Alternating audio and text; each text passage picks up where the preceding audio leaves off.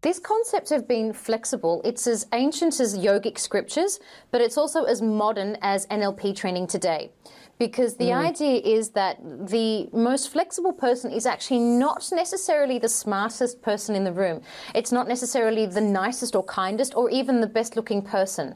But the person that is the most flexible is the one that has the ability, the most successful is the one that has the ability to be flexible. And that was a huge lesson for me, especially because when I first started my career as a married celebrant, this was 10 years ago when there weren't a lot of young women doing this. And to hold the space in society as a young woman isn't actually a very easy thing to do, because I'm not a tall man, I'm not broad, I don't have a deep voice. So I've got to be able to find a way to hold the space. And so I don't have that commanding presence. So for the most part, I attend the ceremony and I get there a little earlier and I introduce myself to everyone. So everyone knows that I'm a celebrant, because more often than not, they think I'm the singer. They don't realize that I'm actually going to officiate the ceremony. You remember. And when I first started, because I wasn't comfortable holding the space, of course, I remember having a plan and thinking, this is going to run like a tight ship.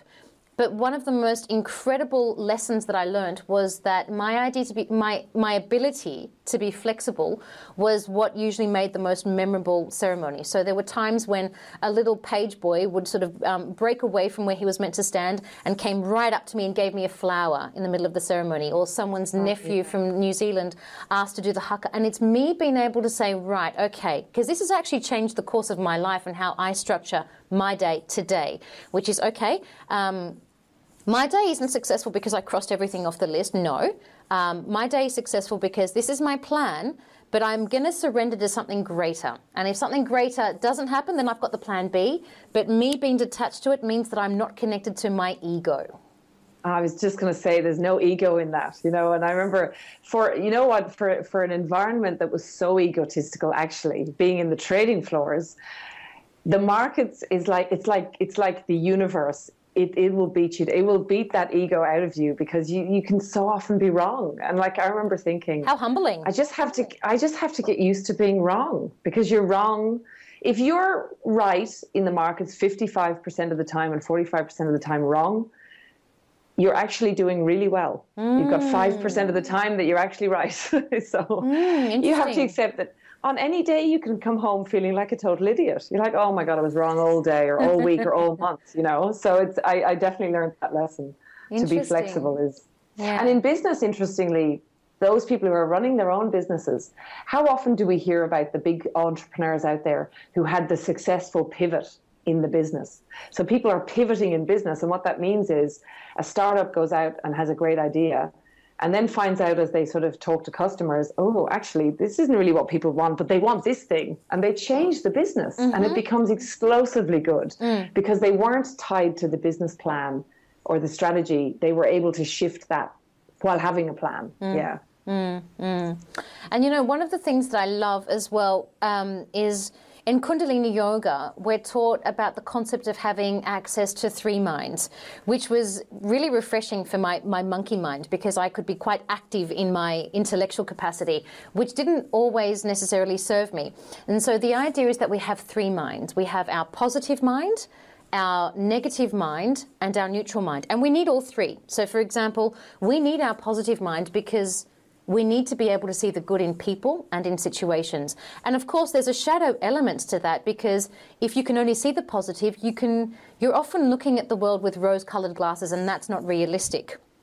And then we've got our negative mind, and it's even though it's got the word negative in it, it's not a negative concept. We need it. We need the negative mind because we need to be able to be warned of impending danger. And so an example would be, I walk down this street every day of my life, but tonight I'm just not going to do it. And then lo and behold, you avoided something horrible happening. And of course, the shadow aspect to this is that if we're constantly in the negative, we're going to be incredibly pessimistic, and we're going to see the horrible things in all situations. And then, of course, we've got our neutral mind, which for the most part is the mind that we want to be living in, which is not reactive, not overly hopeful, but just simply neutral. So in the case of, say, something something like a banana as an example. You know, the positive mind would say, oh my God, I love bananas. It's a tropical fruit and it makes me think of Bali. And the negative mind would say something like, oh yeah, but when a banana's squashed at the bottom of the bag, it really stinks. And then the neutral mind would say, a banana is a seasonal fruit that has a lot of potassium. It's neither excited nor pessimistic. It's just completely neutral. How have you found the concept of being neutral to help you in your business, but also in your life? Yes, of course, that is the place that we all need to be, and it's very hard to be in that place. So I think I would suffer from, I'm naturally more the positive mind, to be honest. I would sort of reside there quite a lot. And actually, because of that, I can get tripped up by over trusting. So really, it's sort of, I always see the best in everyone, and then I can't believe it when people are kind of nasty. You know, I'm a little bit like that.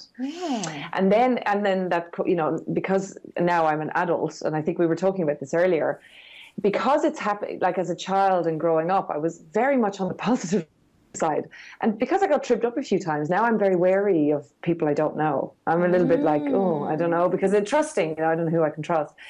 But so I think being neutral is a place I love being, and we all love being. Some people never experience it.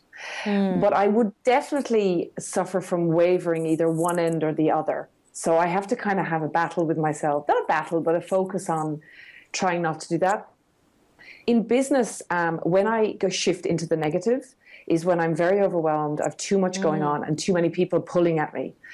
And then I shift into the negative, and nothing flows. And to try and shift out of that position is the hardest part, because, and anyone running a business will know this, because to try and halt the rot, if you know what I mean, and shift back to a more neutral stance is tricky. And I think for us women as well, it's more tricky because we're more emotional beings. So I definitely struggle with it. I think part of it is human nature, but being aware, actually, when I, again, doing your course, and I discovered that positive, negative, and neutral mind, something I intuitively kind of knew, but to have it just laid out like that went, there it is. That's easy. To understand the three of them and to know when I'm in each one. And that we need helps them. A lot. Yeah, you need all of them. So it does help a lot.